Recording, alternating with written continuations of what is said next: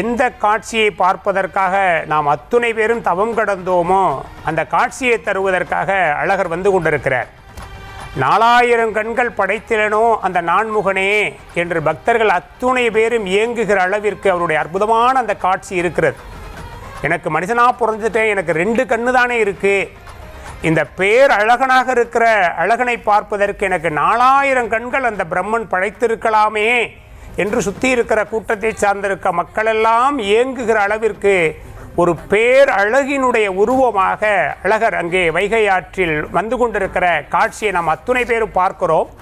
இன்று மதுரை மண்ணில் 2 சூரியன்கள் பிரகாசிப்பதை பார்க்கிறோம். வானத்து மேலே ஒரு சூரியன், கீழே குதிரையின் மீது ஒரு சூரியன். மேலே வானத்தில் பிரகாசிக்கிற சூரியன் கூட 7 குதிரையில் வந்தால்தான் அவரால் அந்த பிரகாசத்தை தர முடியும். ஆனால் அதையெல்லாம் தோற்கடிக்கிற வகையில் ஒரே ஒரு தங்கத்தாலான குதிரையில் வந்திருக்கிற அழகர் அந்த பிரகாசங்களை எல்லாம் அத்துணை பேருடைய மனதிலும் கொண்டு வந்து சேர்த்திருக்கிறார். நம்முடைய அஞ்ஞானத்தில் வசப்பட்டு நம்முடைய மனம் இருளில் மூழ்கி இருந்திருக்கலாம். இறைவன் என்கிற அந்த பிரகாச பேரொளியை பார்க்க முடியாதவர்களாக கூட நாம் இருந்திருக்கலாம். அப்படி இருந்த நாம் இந்த ஒரு காட்சியை கண்ணுக்கு முன்னால் கொண்டு வந்து நிறுத்தினால் நம்முடைய எல்லா இருளும் தொலைந்து போகும் என்பதைப் போல மகிழ்ச்சியை தருவதாக அவர் வருகிறார். அங்கே ஒரு பெரிய கொண்டாட்ட காட்சியை நம்ம பார்க்குறோம். மக்கள் மட்டும் இல்லை, அழகரும் கூட கொண்டாடுகிற அந்த அற்புதமான காட்சி நம்ம கண்ணுக்கு முன்னால் தெரிகிறது. நீங்கள் பொதுவாக கடவுளர்கள் இருக்கிற இடங்களில் தான் இருக்கிற பொழுது அதிக மகிழ்ச்சி அடைவார்கள். இப்போ முருகனுக்கு குன்றர் இருக்கும் இடமெல்லாம் குமரன் இருக்கும் இடம் என்று கொண்டாடுவார்கள்.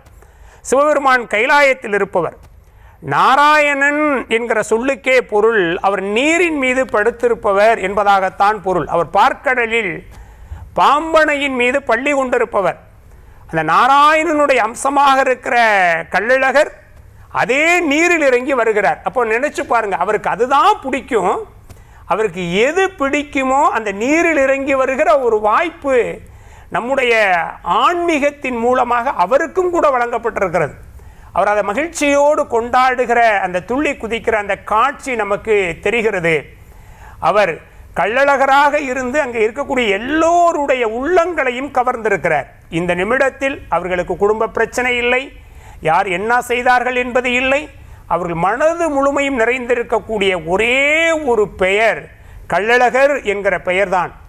அவர்கள் கண்களெல்லாம் பார்க்கிற ஒரே ஒரு காட்சி அந்த அற்புதமான குதிரையின் மீது வந்து கொண்டிருக்கக்கூடிய கள்ளழகரனுடைய திருக்கோலத்தை தான் பார்க்கிறார்கள். இந்த கள்ளழகருக்கு அருமையான பெயர் சுந்தர தோளுடையார் என்று பெயர். சுந்தரமான தோளை உடையவர் என்று அவரை நம்முடைய ஆழ்வார் பெருமக்கள் கொண்டாடுகிறார்கள். இந்த சொல்ல முதல்ல நம்முடைய ஆண்டாள் நாச்சியார் தான் பயன்படுத்துகிறார். நீங்கள் திருமாலுரும் சோலையில் இருக்கக்கூடிய கள்ளழகரை பார்த்து உள்ளத்தை பறிகொடுத்த ஆண்டாள் சொல்லுகிறார். அந்த மலையினுடைய சிறப்பையும் பேசுகிறார். அந்த அழகர் மலையில் நிறைய இந்திரோகோப பூச்சிகள் எல்லாம் பறந்து கிடக்கான். அது எப்படின்னா சிந்தூரம் பறந்து கிடப்பதை போல பறந்து கிடக்கிறது. அந்த சிந்தூரம் பறந்து கிடப்பதை போல இந்திரோகோப பூச்சிகள் பறந்து கிடக்கிற அந்த திருமாலுரும் சோலையில் இருக்கிற அந்த பேரழகன் இருக்கிறானே, அவன் சுந்தர தோளுடையவனாக இருக்கிறான் என்று ஆண்டாள் பேசுகிறான். இப்போ நமக்கு ஒரு கேள்வி வரும், ஏன் அவர் சுந்தர தோளுடையவர் அப்படிங்கிறதுக்கு ஆண்டாள் சொல்கிற அடிப்படையான ஒரு காரணம், ஒரு ஆணுக்கு தோல் என்பது ரொம்ப வலிமையானது.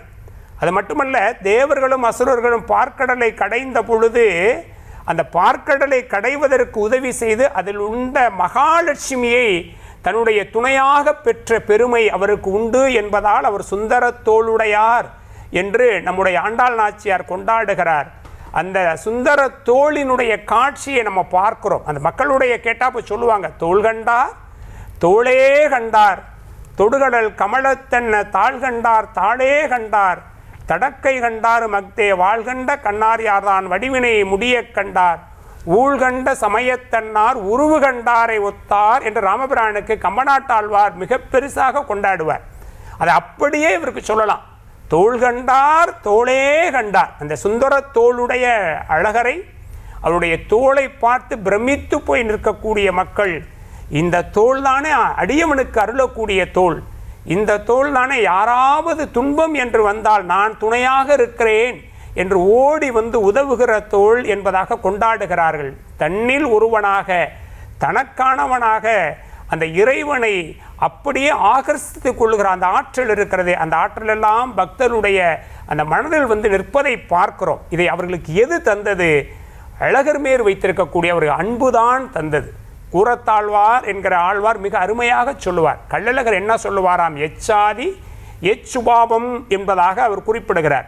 கள்ளழகர் சொல்லுவாராம், நீ என்னை தேடி வருவதை விட நீ எந்த ஜாதியுடையவனாக இருந்தாலும் சரி, நீ எந்த சுவாபம், நீ எந்த குணமுடையவனாக இருந்தாலும் சரி, ஜாதிகளை கடந்து உன்னுடைய குணங்களை கடந்து நான் உன்னில் ஒருவனாக நீ என்னவாக இருக்கிறாயோ அப்படியே நான் வருகிறேன், என்னை உன்னில் ஒருவனாக பார்த்து மகிழ்ச்சி அடையே என்று சொல்லுவார் என்று கூறத்தாழ்வார் பேசுவார். அப்புறம் ஆழ்வார் பெருமக்கள் எல்லாம் பாடி பாடி கழித்து கொண்டாடிய ஆனந்த வயப்பட்ட அந்த பேர் அழகரினுடைய அந்த தோற்றம் இப்பொழுது நம்முடைய கண்ணுக்கு முன்னால் விரிந்து கொண்டிருக்கிறது. கொஞ்சம் கொஞ்சமாக அழகர் நம்மை நோக்கி, நம் உள்ளத்தை நோக்கி வருகிறார்.